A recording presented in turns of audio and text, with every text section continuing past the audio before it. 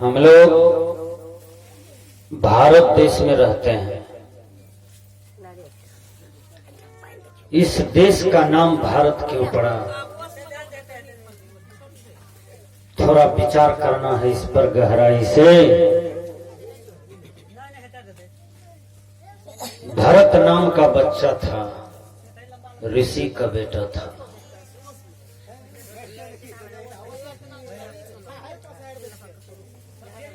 भरत अपने कुटी में खेल कर रहा था।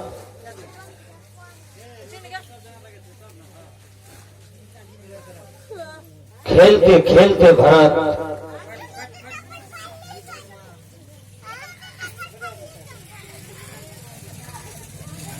जंगल चला जाता है।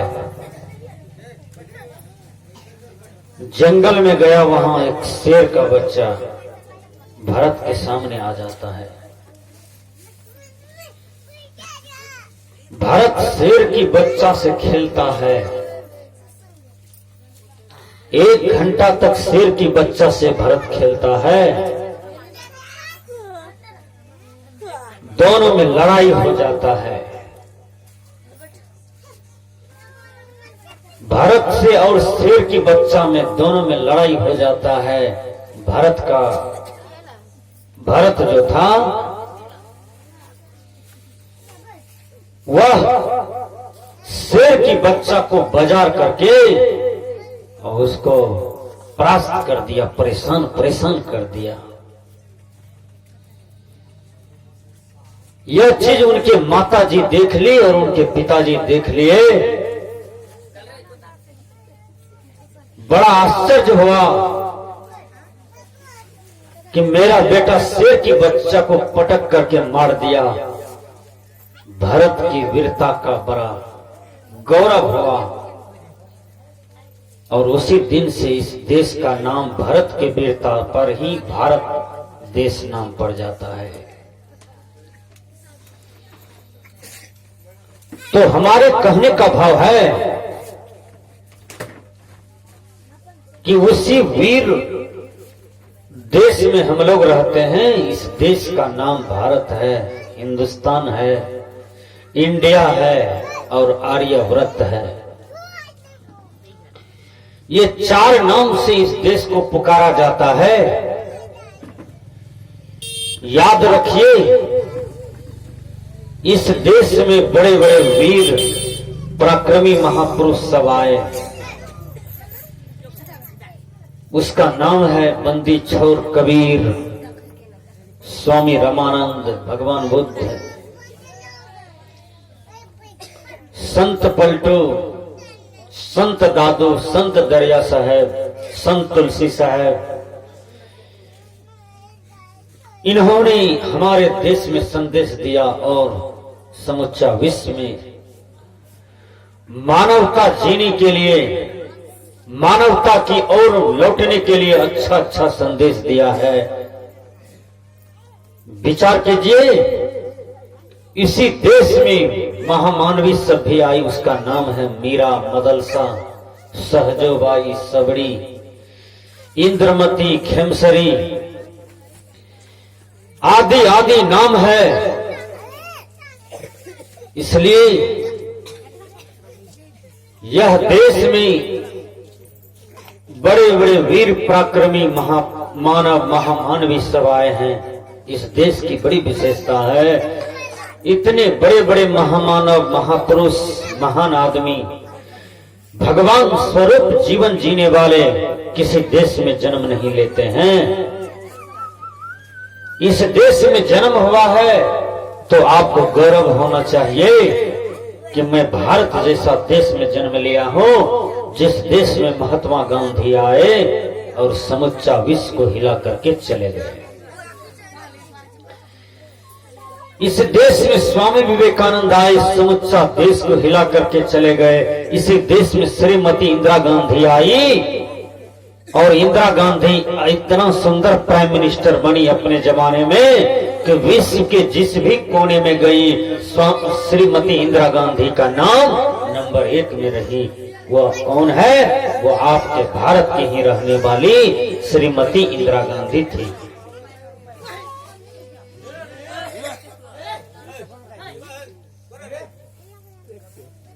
तो मैंने कहा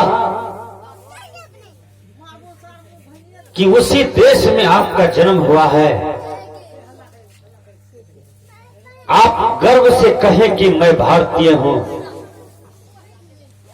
यदि आप गर्व से कहते हैं कि मैं भारतीय हूं, तो आपको भारतीय संस्कृति में जीना होगा। आपकी मूल संस्कृति क्या है? सबसे पहले आप महापुरुषों के संदेश को देखें, तब आप मूल संस्कृति की ओर अग्रसर होंगे, मूल संस्कृति की ओर पहुंचेंगे। आपकी मूल संस्कृति में चमक कितना सुंदर है, रामायण जैसा ग्रंथ है, कितना सुंदर है। गीता जैसा ग्रंथ है, कितना सुंदर है। बीजक जैसा ग्रंथ इसी देश में है, कितना सुंदर ग्रंथ है। शास्त्र है, वेद है, पुराण है, अनन्य संत महापुरुषों का दिया हुआ संदेश है, जो आपके देश में अभी तक रखा हुआ है। आप उनसे प्रेरणा ले सकते हैं और वह प्रेरणा आपके जीवन को सफल बना सकता है। इसलिए आपका जो चरम परम लक्ष्य है, उस लक्ष्य की ओर अग्रसर होना चाहते हैं, तो आप रामायण जैसा ग्रंथ, गीता जैसा ग्रंथ, इस सब को ज्यादा अध्ययन करें। मैं निवेदन करना चाहता हूं कि आज हमारे देश के अंदर में जहां भी धर्म की चर्चा होती है, सत्संग की चर्चा होता है, भजन की चर्चा होता है, भगवान की चर्चा होता है, देवी देवता की चर्चा होता है, वहां पर सबसे ज्यादा माताएं की भीड़ होती है। माताएं दान करने में आगे है, माताएं सत्संग में आगे है, माताएं साधना मार्ग में भी आगे है। माता को मैं सब कुछ में आगे देखता हूं, और माता सबको मैं लड़ाई झगड़ा में भी आगे देखता हूं। ये भी है। मैं रास्ते से जा रहा था, दो महिला लड़ रही थी, झोटा झोटी कर रही थी। एक झोटा वो पकड़ लिया, एक झोटा ये पकड़ लिया। दोनों झोटा झोटी कर रही है, दोनों झोटा पकड़ लिया है, कोई झोटा नहीं छोड़ रहा है। लोग सब हल्ला करते हैं, झोटा छोड़ो, न तो ये छोड़ती है झोटा को, न तो वो छोड़ती है झोटा को। और झोटा झोटी करते करते दोनों का जब माथा में दर्द हो गया, तब दोनों झोटा झोटी करना छोड़ दिया और गाली गलौज करते हुए दोनों अपना आंगन चला गया।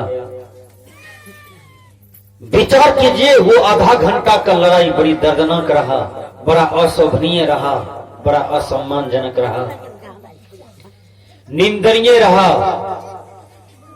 लड़ाई झगड़ा करने से कोई बड़ा नहीं होता है। जहां लड़ाई झगड़ा होता है, उस परिवार में दरिद्र आ जाता है। जहां लड़ाई झगड़ा होता है, वहां अशांति आती है। जहां लड़ाई झगड़ा होता है, वहां भूखमरी आ जाती है। जहां लड़ाई झगड़ा रहता है, वहां से 500 नोट विदाई ले लेता है, 2000 आपके घर से चला जाएगा। इसलिए मैं निवेदन करता हूं कि कोई किसी से मत लड़ो। लड़ने वाला आदमी बड़ा नहीं होता है, दूसरे को दुख देने वाला, सताने वाला बड़ा नहीं होता है, दूसरे को गाली देने वाला बड़ा नहीं होता है। यदि कोई बड़ा होता है तो वो सहने वाला बड़ा होता है। भगवान महावीर रास्ते से जा रहे थे, ध्यान से सुनिए। महावीर रास्ते से जा रहे हैं, एक आदमी का बैल चोरी हो गया था, बैल को खोज रहा था। 2 दिन से बैल खोज रहा है। 4-5 आदमी से बैल को ढूंढ रहा है, बैल नहीं मिल रहा था। एक जंगल की ओर 4-5 आदमी जा रहा था। आगे आगे भगवान महावीर जा रहे हैं,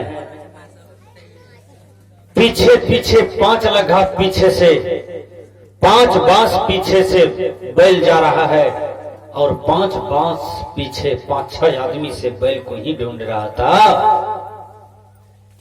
बैल तो आगे में दिखाई पड़ा, दौड़ करके जाता है, बैल की रसा को पकड़ता है। बैल खुल गया था, बैल खुल करके जंगल की ओर चला गया था, चोरी भी नहीं हुआ था। और पहले के ऋषि मुनि जंगल में ज्यादा रहते थे। पहले के ऋषि मुनि जंगल में ज्यादा विचरण करते थे। क्यों? उस समय विज्ञान का युग नहीं था, जंगल का युग था। और जंगल में ज्यादा फल फूल रहता था, तो फल फूल से ऋषि मुनियों को बहुत ताल्लुक रहता था, बहुत लीन रहता था उसमें। और कंद मूल खा करके संत ऋषि लोग साधना करते थे। इसलिए भगवान बुद्ध रास्ते से जा रहे थे, महावीर रास्ते से जा रहे थे, तो वो अपना लक्ष्य की ओर जा रहे थे। 5 बांस पीछे से बैल जा रहा था, 5 बांस पीछे से आदमी सब बैल को ही ढूंढ रहा था। बैल तो मिल गया, हृदय खुश होता है, बैल को पकड़ लिया।